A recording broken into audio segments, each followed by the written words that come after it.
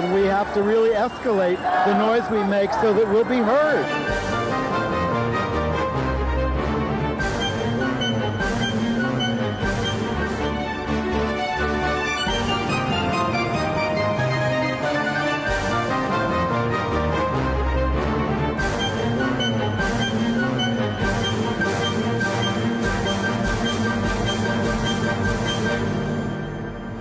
Welcome to Gay USA. I'm Andy Hum. I'm Ann Northrup. And at the top of the news, the Pulse massacre has been exceeded in carnage by the Las Vegas massacre, and Gays Against Guns and many other groups are once again mobilizing for sane gun laws. We know at this point that there was one gay male couple victims of this massacre, one dead, one wounded. We'll tell you more about that. Meanwhile, the United States is one of only 13 countries, and not in good company, to vote against a UN resolution calling for the end of the death penalty for things like consensual same-sex relations. The U.S. says its vote was not about gay people. Mississippi's virulently anti-LGBT law is set to go into effect on October 10th, but it is still being challenged. The U.S. Supreme Court heard what may be the most consequential case in a generation. We'll tell you how it could affect LGBT rights. We had a victory at the Census Bureau. Yeah, a little astonishing. The bullied bisexual student in the Bronx who lashed out with a knife, killing one and injuring another, is charged with murder. The inadequacies of anti-bullying programs in the schools are thereby exposed. The crackdowns on LGBT people in Egypt, Azerbaijan, and Indonesia have intensified in the last week. In an historic announcement, the CDC confirms that people with HIV adherent to treatment drugs cannot transmit the virus. And they said it flatly. And in entertainment news, Andy and I will continue our lifelong disagreement about Will and Grace. Okay. But, of course, the top of the news everywhere and for everyone is the massacre in Las Vegas. Yes. Horrifying, disheartening, upsetting, all of that. What's most upsetting is that we as a country can't deal with this stuff and can't get this thing under control the way other countries have got it not under control. Well, I certainly we're worse than anyone. I don't know if anyone has it under control. Australia had a mass shooting in 1996. Everybody hears this case. Yeah. And the conservative government of John Howard said, we are confiscating automatic weapons. Yes. You can't have them. Yep. This is a gun-toting nation. And they were so horrified by what happened that the gun owners went along with it. It was put into effect. They have not had a mass shooting since. And certainly Australia is as much a cowboy nation as we are, so one has to wonder what the difference is. The NRA. Yes, exactly. And sadly, as we always look for in these situations, there is a gay couple that have been identified as victims of this shooting. On the right is Cameron Robinson, who was killed by this gunman. On the left is his boyfriend, Bobby Erdley, who held him as he died and who was hit by shrapnel himself and is recovering from his wounds. They're from Utah. Yes. And it's just, one of many tragic stories. And while the Republican politicians were telling us not to politicize the thing and, oh, this isn't the time to do that, Gays Against Guns went right out on the street that evening. I was with them, and marched from Union Square to Times Square. We have some pictures from the demonstration, and what they're doing is saying we're trying to bring the tactics of ACT UP to this public health crisis that we're in, and that's the message that they're trying to drive home. And they have an ongoing campaign, and they are confronting the gun owners. They are going to gun shows in the metropolitan area here. I think there are other chapters of GAG, Gays Against Guns, forming. But they are willing. There's their demonstration in Times Square with a Gilbert Baker banner in the front. and a lot of signs and a big crowd, it looks like. Well, I'll tell you, it was only about 200 people. Oh, that's substantial. But they were willing to, take the, immediately move into action. That's the important thing. Yeah. To give the visuals to show that people are not taking this lying down. And there's us. There they are in Union Square with what they call the human beings. These are in honor of the people who were killed in Orlando, and they appear in these white costumes and are silent throughout the entire demonstration, and also marched all the way. And it's a very moving image, and I've done that. I've been one of the human beings, and it's very moving to do it. And it's an image that resonates through all these horrible events. And I kept saying, because you meet a lot of tourists on the way up when you're on this thing, I said, this is, join us. The people were applauding. Some people were just amused by it. But my God, what could be more serious than this absolute carnage that is inflicted in this country all the time? And more depressing than the inability to do anything about this. And as people have said, if it had been somebody who was from ISIS or something like that, they would have been World War III, immediately from the White House. But instead, they just say, oh no, it's time for prayer. It's time to come together. Well, let's come together and do something about it. As we are taping on Wednesday afternoon, the president is in Las Vegas. We haven't seen anything he's done there yet. So, well, if it's anything like his antics in Puerto Rico, I'm sure shameful. it's shameful. I'm glad to see that Rex Tillerson has adopted my language and is calling him a moron. Yes. But we don't know yet what he's doing in Las Vegas. Well, and then there's what the United States did at the United Nations this week.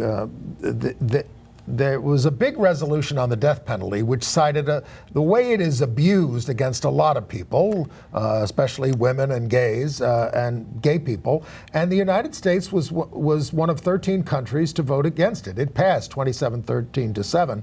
But we joined China, Iraq, Saudi Arabia, all these reactionary nations. Now, apparently, the U.S. has a policy. Anything related to the death penalty, we don't vote for. In the Obama administration, because we don't want to be held accountable for the fact that we have the death penalty. We do.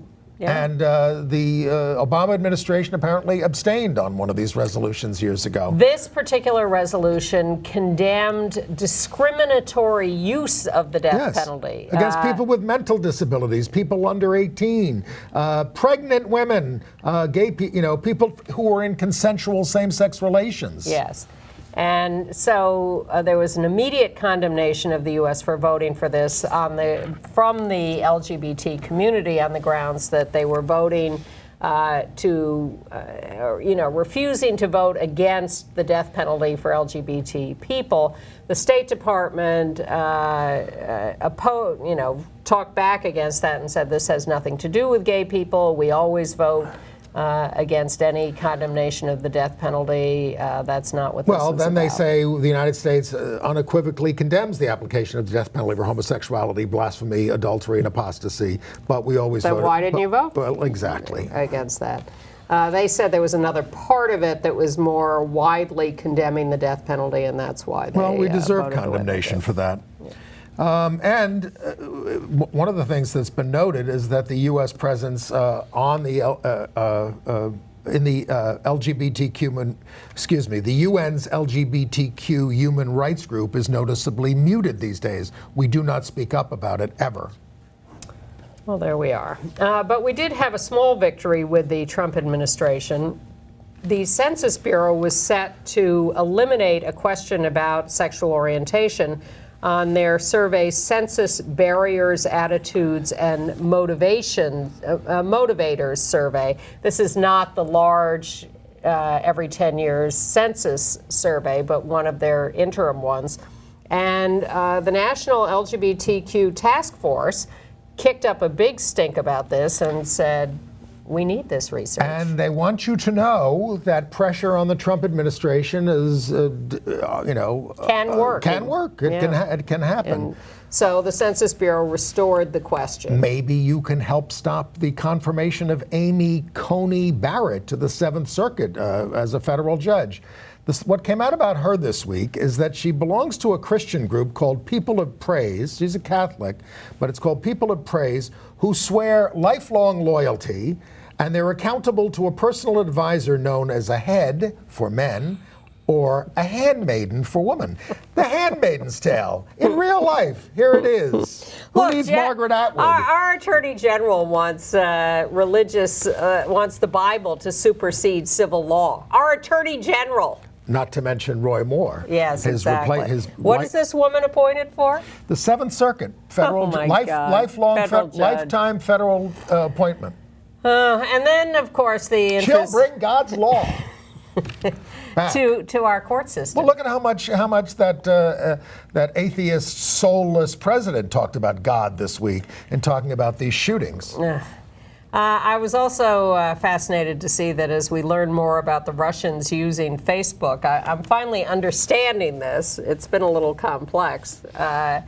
That what they did was put up all these phony Facebook pages before the election, and some of them were labeled as LGBT group pages, and then they would put fake news on these pages. There was fake news after the Las Vegas shooting that the shooter was an anti-Trump liberal. They identified him by a different name.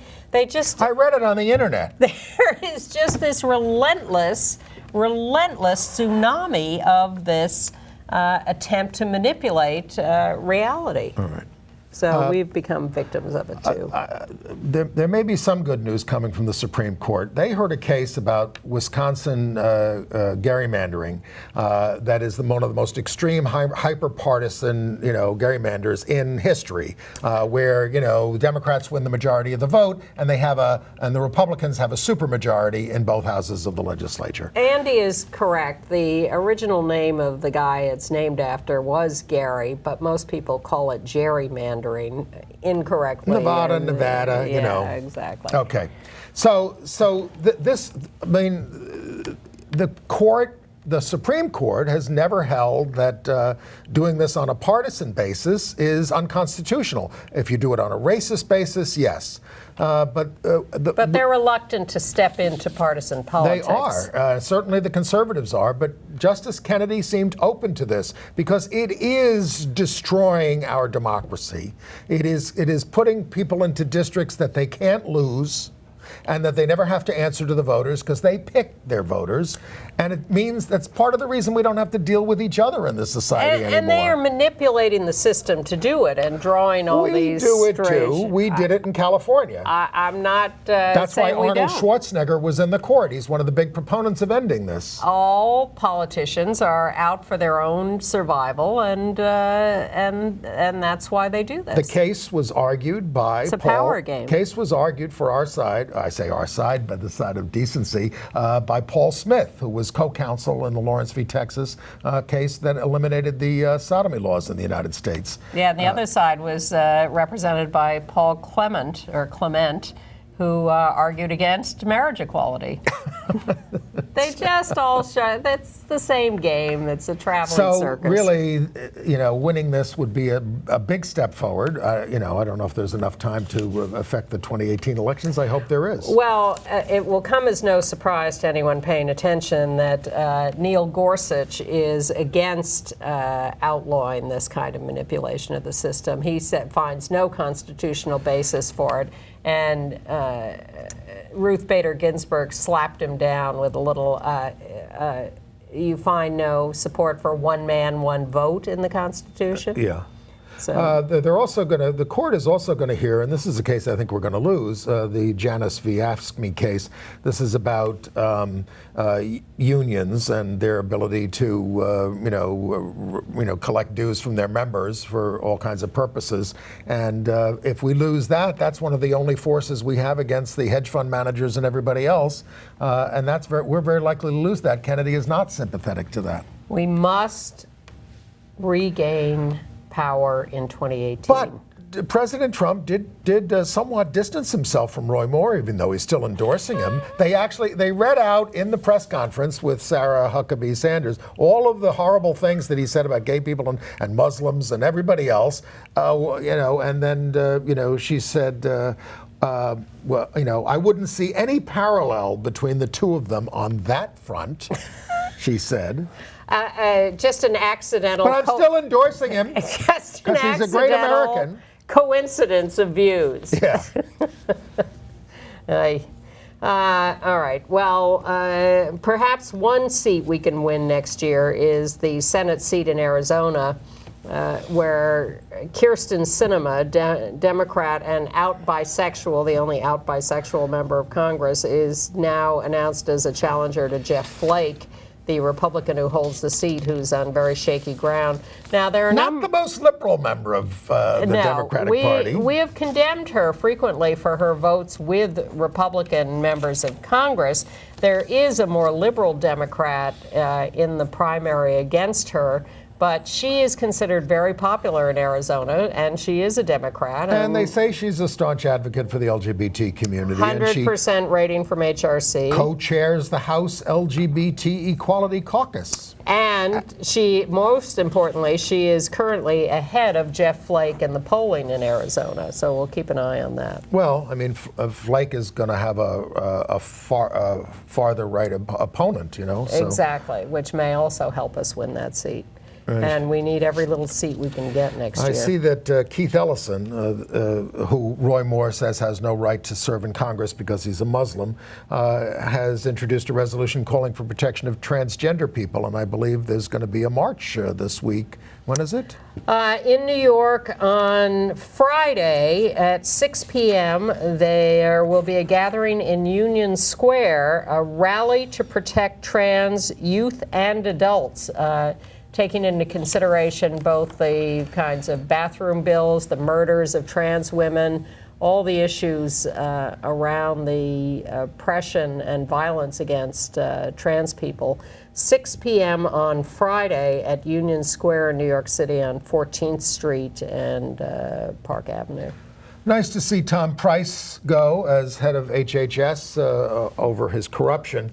We don't know who we're going to get in his place. No confidence it'll be anyone better. We're very worried about the new FCC chairman that they want, Ajit Pai. He's already a member of the FCC, but they want to make him the chairman. He's the guy who would destroy net neutrality.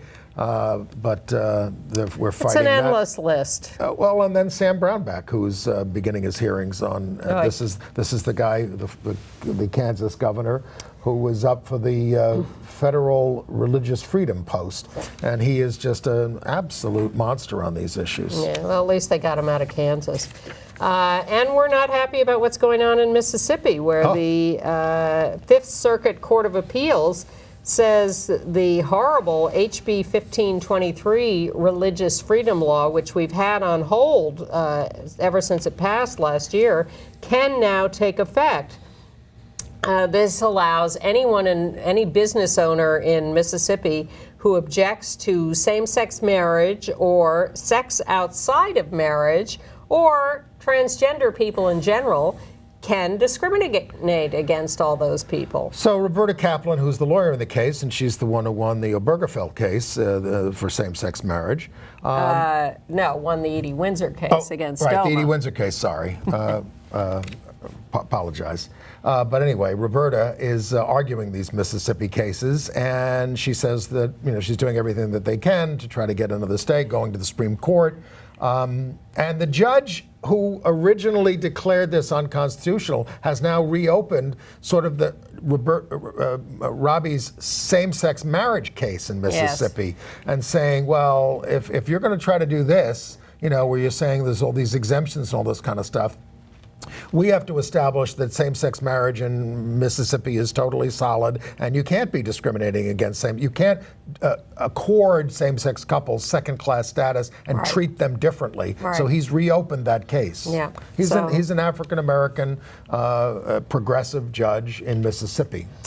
It's a big fight and complex and continuing. And we won a fight in a federal court in Missouri where the court says that the non-biological mother of a 6-year-old son with her ex-partner can seek shared custody and visitation with her ex. A lower court had said, she's not the biological mother, the other one is, she has no rights, blah, blah, blah. And the federal court said, No, they had a relationship. They planned this child together. She was a full-time mom.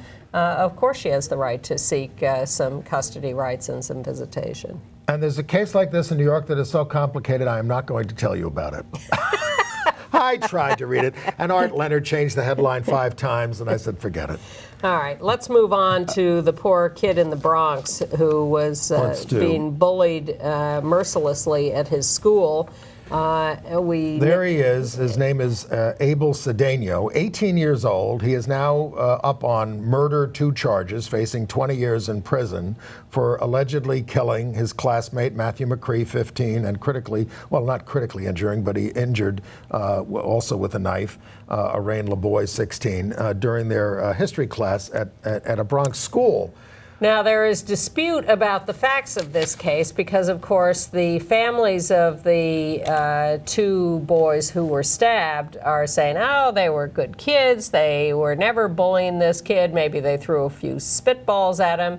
Whereas he says they were mercilessly bullying me and threatening me. They cornered me in the bathroom. It was very, very dangerous, and I just defended myself. We remember at Hetrick Martin Institute when we worked there with the kids, a lot of them would carry knives for protection. Yeah. They were not allowed to have knives inside the building. I think they would hide them someplace when they came in, but they were so terrified of being on the streets and the kinds of things that they had to put up with that they carried knives for protection. Now, look, we don't know all the facts in the case. You know, we're not prejudging it, but it's certainly what's come out about the school is that it was a nightmare. Yes. For all the kids, that the bullies were running wild. The bullies were bullying the teachers, and the teachers were afraid of them. That the safety of the school had gone down, largely because it had gone through several changes in administration a lot, and it was an absolute mess. We encourage kids to get the hell out of these environments if they possibly can. Even just go for a GED, go to the Harvey Milk School, go somewhere for your own safety. That's why the Harvey Milk School exists, not for all gay kids, but for kids who are not safe in regular schools like this. But what we are sure of and are condemning is the lack of attention or action about bullying in the schools. The only reason they have, even on paper, an anti-bullying program is to cover their ass on this kind of stuff. They don't do it. You have to work hard to create environments in the school that are safe, and it's you have to dedicate yourself to that. You have to make it a priority. Yes. Just as you have to make, we have a story this week about textbooks in California. They passed a law that textbooks in California have to include LGBT history, and it's been a fight to get them to fulfill that. You have to start this education at the very beginning of school, and you have to make it a priority. You have to do comprehensive education on certainly LGBT people, on race, on civil rights, on all these things, and they just don't make it a priority. And bullying is something that must be addressed from the very beginning. Yes. The result is cases like this, and then there's a terrible case in Newark, New Jersey, yes, where a young trans girl, Kylie Perez, 14 years old, viciously attacked at school. She's been bullied for years. There's the tranny, they would shout at her. Yeah. Well, she started transitioning when she was 8, and she is just a hero for going through this. She's eager to go back to school, but we have a local news report on her and her mother, and the whole story. 14-year-old Kylie Perez never saw it coming. I heard the girl go like, "Oh, there's the tranny." That's her walking away from the surveillance camera, blindsided with a flurry of punches and kicks from at least 4 fellow students, bullies. 2 punches, like right here, and I fell. And when I fell, it was like, I felt like everybody was coming towards me. Everybody. You were getting jumped? Yeah, I was getting jumped. Kylie and her mother Lillian say bullies have made school life difficult for the last several years. They'll call me gay and it, so that's what they would usually say. But especially since her transition from Justin to Kylie in 6th grade. When I received the call, I just She started crying. I just panicked. Kylie and Lillian reported the attack to the school and the Newark Police Department, which has officially classified the attack as a bias incident and notified the Essex County Prosecutor's Office. But they say, as far as they know, since Tuesday's attack, Newark school officials have yet to hold any kind of anti-bullying program or intervention initiative at the East Side High School to address what happened in that hallway. When my daughter goes to school, I expect her to be safe in school. 24 hours after those students jumped Kylie in Newark, New Jersey, another bullying incident ended in tragedy across the Hudson River in the Bronx. That's where 18-year-old high school student Abel Cedeno stabbed 2 students, one of them fatally, after he snapped, as he put it, the result of weeks of being bullied. Kylie Perez says she hopes schools will work harder to address intolerance in school classrooms and hallways before it's too late. You can't really change anybody how they feel, whether they're straight, bisexual, gay, transgender, anything. That's their decision. That's your decision. Yeah, that's my decision. So for somebody to have the need to come into my life and tell me how I should live, I feel like that's just ridiculous.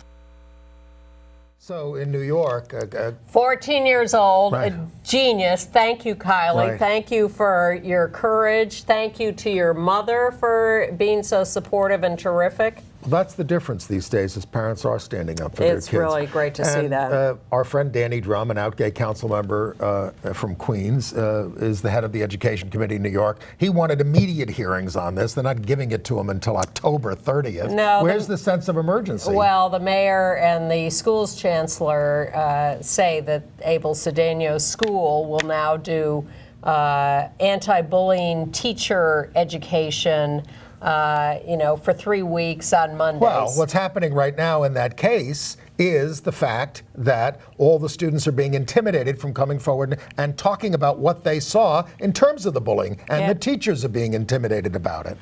It's like a mob situation. I talked to the lawyer. All right.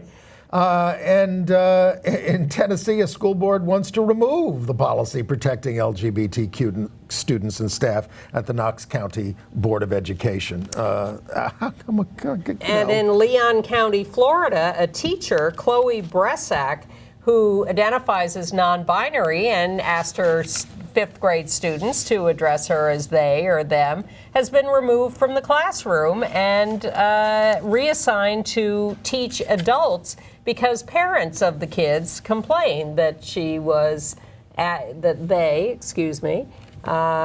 was asking for non-binary pronouns. Yes. In Arkansas, the Attorney General is appealing the decision of a Washington County judge there to deny the state's request for a preliminary injunction against the Fayetteville anti-discrimination ordinance, which has been allowed to stay in effect while all this is being adjudicated.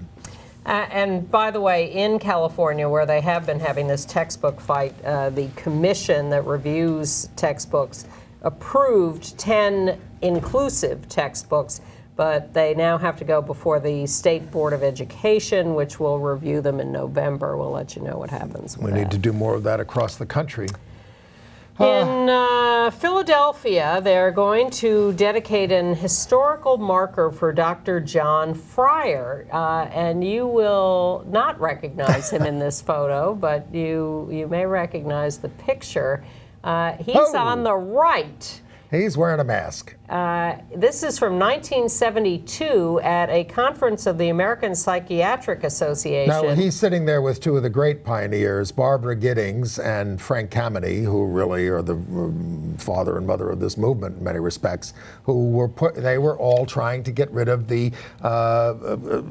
illness classification of homosexuality from the American Psychiatric Association. And it was, it's funny, they were really, it was a very hard thing to do, but when it happened, it just happened like immediately in 73. It becomes immediately apparent that that was a crazy thing to have. But he had to hide his face, this doctor. He was the only psychiatrist who was a member of the APA who was willing to talk about it and couldn't talk about it, publicly without disguising And there himself. were others in those days who did show their faces and speak out and would go back to their hospitals or whatever and lose their jobs. So they're going to have this dedication of an historical marker now 45 years later. And the keynote speaker at the dedication is the current CEO of the American Psychiatric Association, out gay, Dr. Saul Levin. Now, we weren't going to talk much about Hugh Hefner, obviously, the misogynistic, publisher of Playboy, and that's what I will mostly remember him for. But Charles Francis of the Mattachine Society in D.C. said that Frank Kameny there launched his Gay is Good campaign in the Playboy Forum. Well, Hugh Hefner was given credit for being a civil rights supporter and pro-gay. But the way he treated the women who were his employees and his partners was shameful. Right, and Al Goldstein, who published Screw Magazine, back here in the 60s, also a guy who treated women very badly, including most of his wives, published Gay Magazine and published gay writers. So they all saw this as part of we're loosening things up. I'm having my yeah, I know. coffee. You go right ahead. You go right ahead, and we will go on with the news. I think I'm done. Are we going to move on to international news? No, I have a couple of things to tell people about. Next Wednesday, October 11th, here in New York City, we will have a dedication ceremony for the raising of the rainbow flag opposite the Stonewall Inn, which is now a national monument. This is the first appearance of the rainbow flag on any national property, I guess. Don't try it in Egypt. We'll get to that. So this is going to be October 11th at noon. It'll all be over at 12:45 because we got to get up here and tape this show. That's correct. So you can get. But if you're in New York City next Wednesday, October 11th, yes, and Andy will be there too. I will. Come down to Christopher Street and 7th Avenue at the Stonewall Inn, where we will be dedicating the rainbow flag on the flagpole. Yes, this is was all pushed by Michael Petrelis of San Francisco, where they have a big rainbow flag flying in Harvey Milk Plaza. It was a great idea, and he followed through with the Park Service and got it done. He says all the Park Service people he worked with are gay. So they were amenable. Whoops.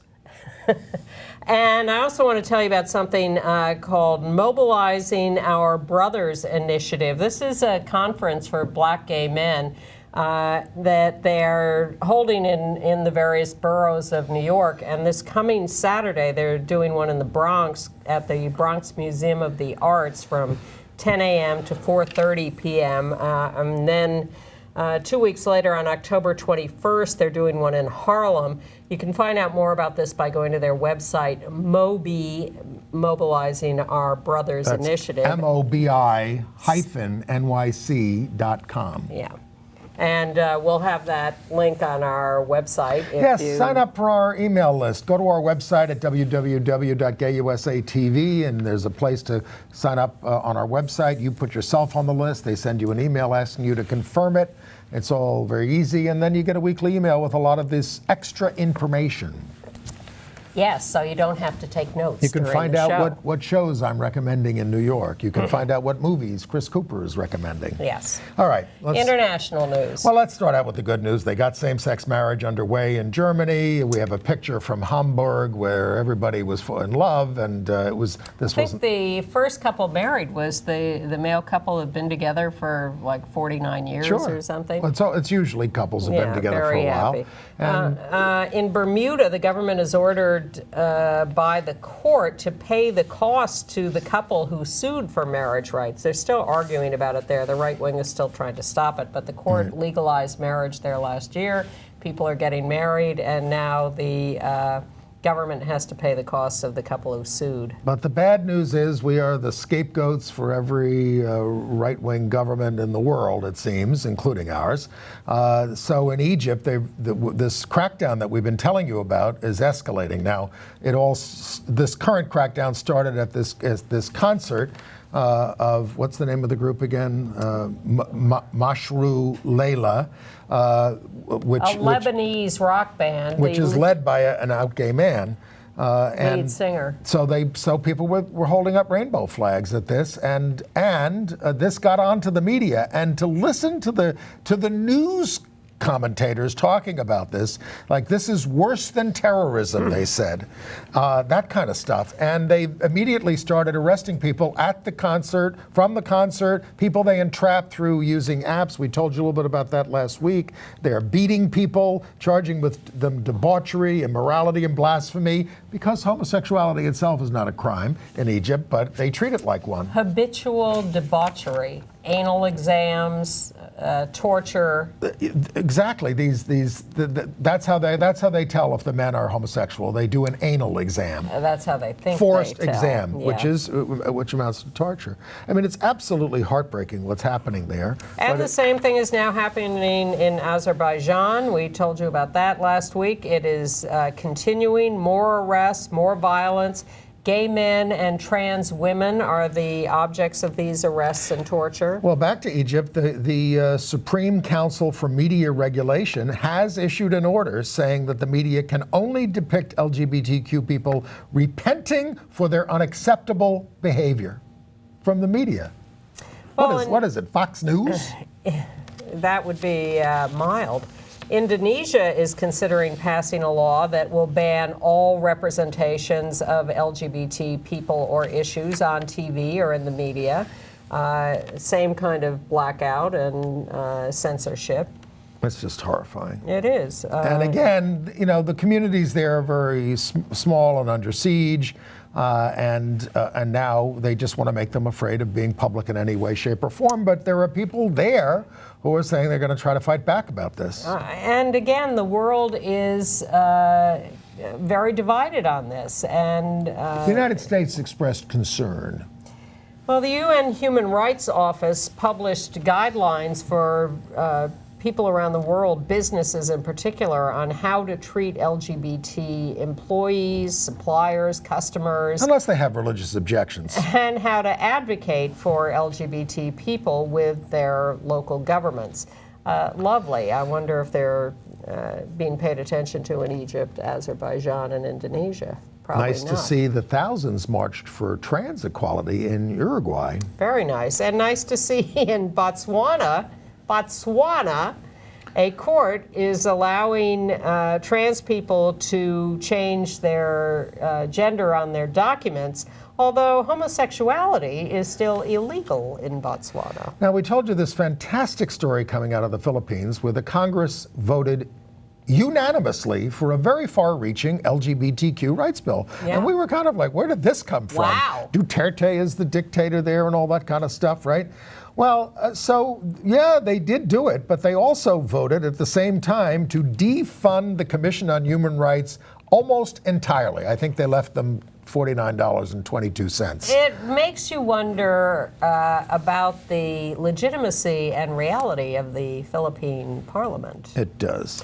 Meanwhile, speaking of bodies of whatever, the Anglican Church is holding its conference in the United Kingdom, and they are condemning and sanctioning the Scottish branch of the church for my people.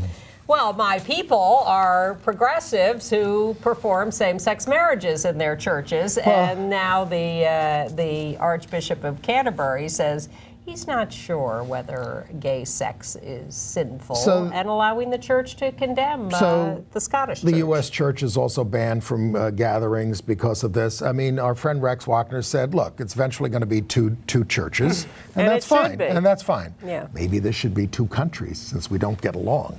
I mean that. All right. Should we talk about what's going on updating on Australia? Sure. Well, one of the big things is they had their Super Bowl this week. It's for their, rugby football. Yeah. And they invited Macklemore to be the act in between the halves. And he sang, what is the name of the song? Love. Same Love. And there was a big controversy over this. Well, because that idiot Tony Abbott, who's the former prime minister, who is virulently anti-gay and anti-same-sex marriage, even though the whole rest of his family has been talking publicly about him being an idiot on this. But he continues to lambasted the idea of same-sex marriage and lambasted the National Rugby League for inviting Macklemore to sing. Well, Macklemore said, I'm getting a lot of tweets from angry old white dudes in Australia. I think there was a petition today to ban me from playing. Did we show the picture of him? Oh, yeah. He said, I'm going to go harder, is what he said, and he did. He did, and it was very popular. His song, Same Love, which is a song that's about 4 years old, is now #1 in Australia. And they were a TV ad by the No campaign was banned from airing during the game.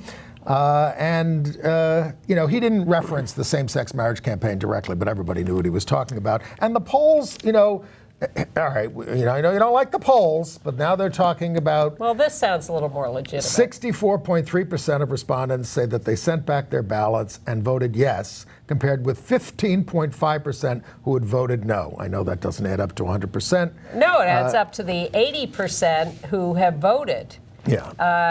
80% of the population says they have voted in this. Well, you know, voting is usually compulsory. This is not compulsory. This is an advisory postal vote, which they may or may not abide by, no matter what happens.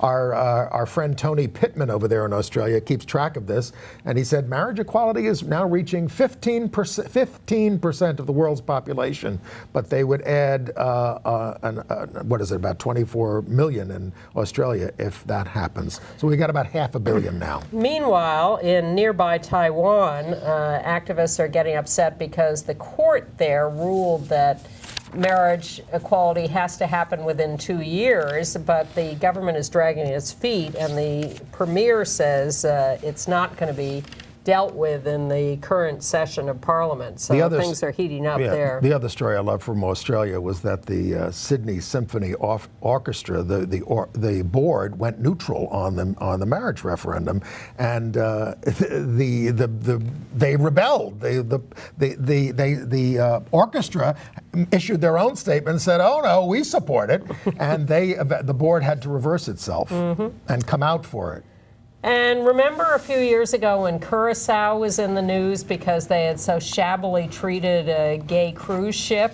Well, they currently have pride parades in Curacao, and the Prime Minister welcomed the Pride Parade this year and spoke out about how the country really has to change its mind and really has to understand that human rights are important. That was great. Very moving speech. I want to go back to your Anglican church for a while, because, you know, Justin Welby was interviewed about, confronted about same-sex marriage and homosexuality, and he was asked about whether homosexuality was sinful, and he said, "You know very well that is a question I can't give a straight answer to." Sorry, badly phrased there. He said, "I should have thought that one through." Meanwhile, a third of young Brits say they experience same-sex attraction, and of this third, 9% of the young respondents identify as bisexual. The young people are also much more concerned about racism and homophobia than their older counterparts. There's too late, Brexit.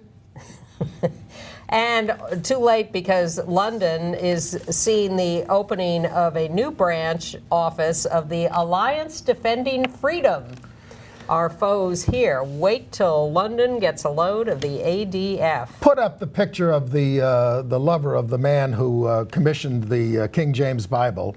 King James I we knew was homosexual, and they just discovered this portrait of basically his husband, and it's a Rubens. They didn't know it was a Rubens because it had been so retouched so badly, but there he was, and that's the news this week about it. Well, this guy's name is it's Vieres. the Duke of Buckingham. Yes. And he's buried in Westminster Abbey, where his tombstone describes him as the riddle of the world because of his relationship with James. James I used to write to him and say, "You were the handsomest bodied man in all of England with a lovely complexion." He was handsome. And, you know, when they parted, he would weep and all this kind of stuff, and he was gay. Let's see. Can we please start telling these Republican politicians when they quote the Bible and talk about it that it was commissioned by the translation from the original Greek and Aramaic was commissioned by a gay king. It is a gay plot. The Bible is a gay plot. Well, let's find out what version of the Bible they read and quote. It's the most literary version. Yes. It's, It's the loveliest. yes. All right, AIDS news. But it wasn't written by Shakespeare. Oh, He not may the not have Bible. even written the plays. Well, there were people who thought that he had a hand in it, Oh, okay. but he didn't. I thought it was the original Greeks and Aramaics. I'm talking about the King James version. All right. All right, so big news out of the Centers for Disease Control this week. They have finally issued an official statement that if you're HIV positive and your virus is so suppressed that it is undetectable because you're on the right drugs consistently, that you cannot transmit HIV. They said across 3 different studies, sending including thousands of couples and many thousands of acts of sex without a condom, or pre-exposure prophylaxis, the no HIV transmission to an HIV-negative partner occurred. They call this effectively no risk. Yes. They announced this on National Gay Men's HIV/AIDS Awareness Day. And the Chicago Health Department jumped in and said, we agree. This is our assessment too. This is called U equals U. Undetectable equals untransmissible. So if you see this phrase, U equals U, that's what this refers to. They've noted, for the first time, a huge drop in HIV diagnosis among gay men in the United Kingdom. A 21% drop. It had been rising steadily since 2007 among gay and bisexual men, but there was a 21% drop in cases from 2015 to last year. So they that's attribute progress. this to much wider testing, much better and wider treatment, and PrEP. Although PrEP is still not officially available from the NHS there. Just a factor. People find a way, though. But the people not finding a way are heterosexual men and women in this study, because the rates of transmission and late diagnoses is still going up among straight men and women who are in this English study.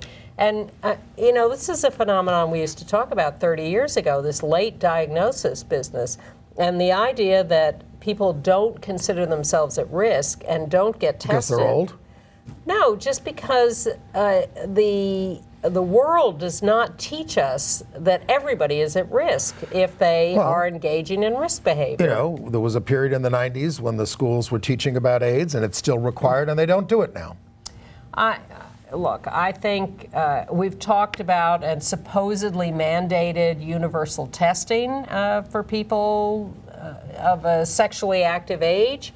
I have no confidence that that's being carried out. I have not been, I had a wacky doctor years ago who, when I had some complaints, said, well, I'm going to test you for HIV because you're an AIDS activist. Yes.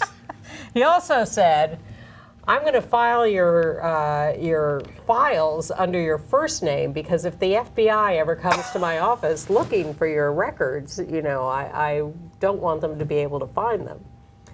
He retired.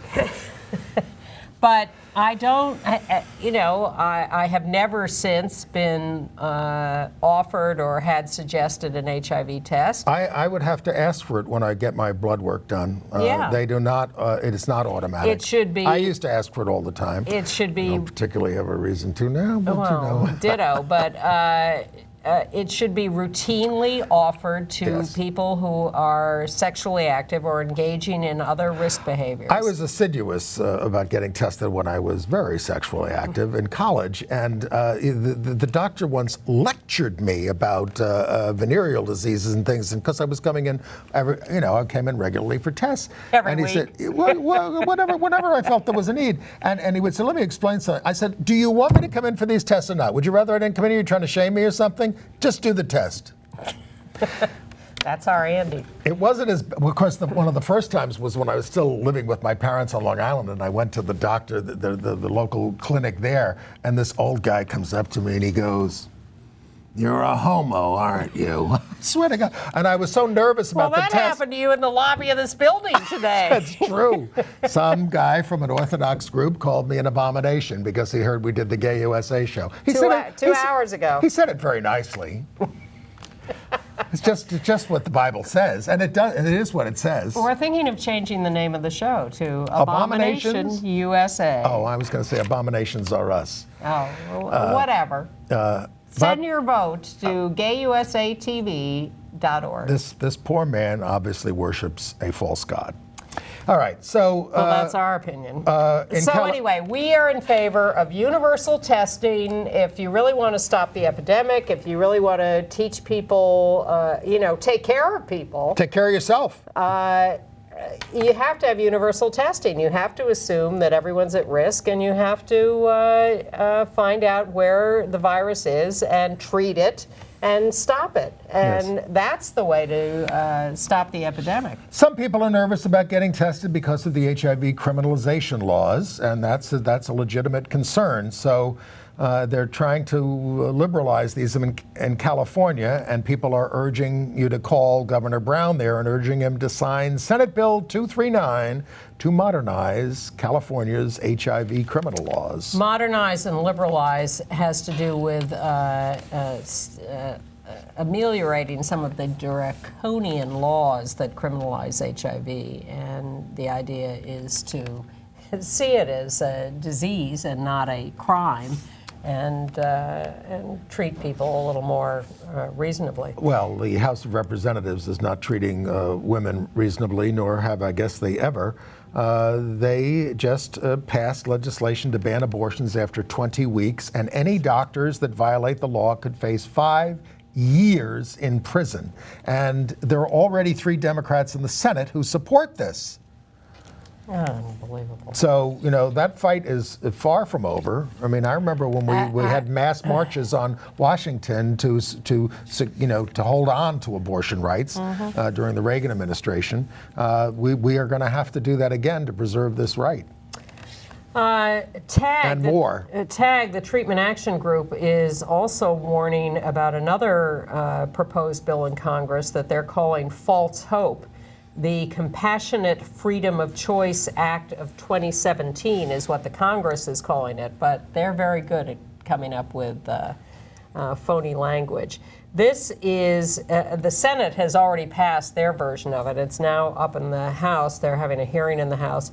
This allows the pharmaceutical companies to sell drugs that have not been fully tested at any, of course, prices they want to sell, and bans holding them liable for any ill effects of these, and bans data collection from the effects of these drugs. It's ironic because, of course, all our work in the late 80s and 90s was about making it easier to get access to drugs that were in the pipeline for HIV.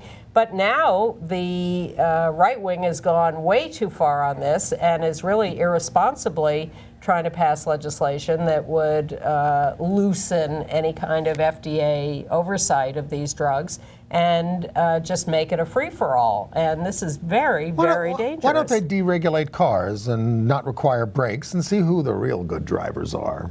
That's an old expression when you get down to this ridiculous level. But we are in an insane society. We don't regulate weapons of mass destruction in this country. And the impulse of the right wing to deregulate, front page of the New York Times this week, Scott Pruitt at the Interior Department meets only with industry representatives from coal and gas. Well, that's because Obama only met with the others, so that's why we do that. And that's not true either. No, it's not true, but they just want to deregulate everything, and The Wild West. We are returning to the Wild West. Yeah.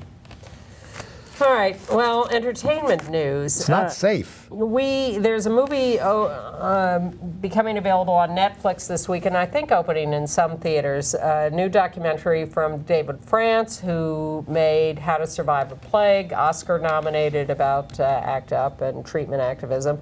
Now he is taking on the death and life of Marsha P. Johnson. Yes. Very, very famous. We knew Marcia, a self-described drag queen, Stonewall veteran who was out there on the streets all the time, who died under mysterious circumstances in 1992, I believe. Yeah. And this really follows the story of a woman named Victoria Cruz, a trans woman, who worked at the Anti-Violence Project and pursued this case assiduously. That's what you see in the movie, trying to get justice for Marcia. It's I won't tell you what happens in the film, but you know. Well, what's fascinating, we went to a screening with open minds, but not a lot of expectations, and we loved this film. It was really compelling, and what was astonishing about it, because David and Victoria appeared and spoke a little afterwards, was that when David first tried to talk to Victoria, knowing she had done some of this research, she didn't want to be part of this. And in the end, she said, oh, okay, I'll be part of it. And she's the whole movie. Right. And this movie could not exist without her. I mean, they show her calling the cold case file cops, calling the cops who investigated the case who are not cops anymore, who say, don't stick your nose where it doesn't belong, that kind of stuff. Wow. I mean, I want more of an investigation into this. I want, it's not just about justice for Marsha P. Johnson, who has been dead for more than 20 years. It is about all the transgender women who are being attacked and killed around the country, and we are not getting justice for them.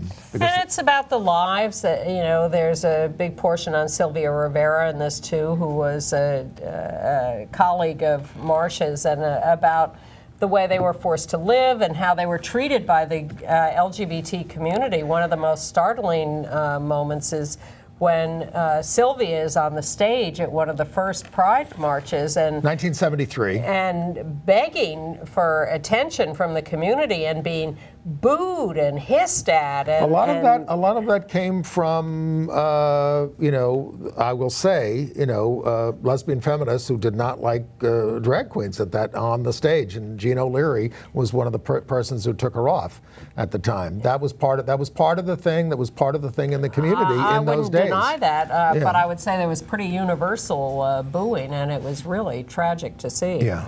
It's a tremendously moving speech. Death and Life of Marsha P. Johnson, Netflix, and maybe in your local theater now. Also this week opening Chavela, which I told you about last week, which is the story of this legendary lesbian singer who Costa Rican, Mexican, championed by Almodovar. Really fascinating story, so look for that, Chavela. And we both saw, I saw the first episode of Will and Grace. I saw half of it. I enjoyed it. He walked out in the middle. I'm not a sitcom fan anymore, I guess. I don't think you are. No. I thought it was better than I expected. We'll see how it develops, but... I don't like laugh tracks. We don't have one here. We don't need one here. Because we do all the laughing at ourselves anyway.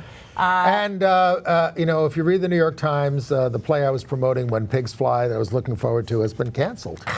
Couldn't raise the money. But I agree with you about the laugh track. That is oppressive and awful on Will and Grace. But the show itself, I thought, worked.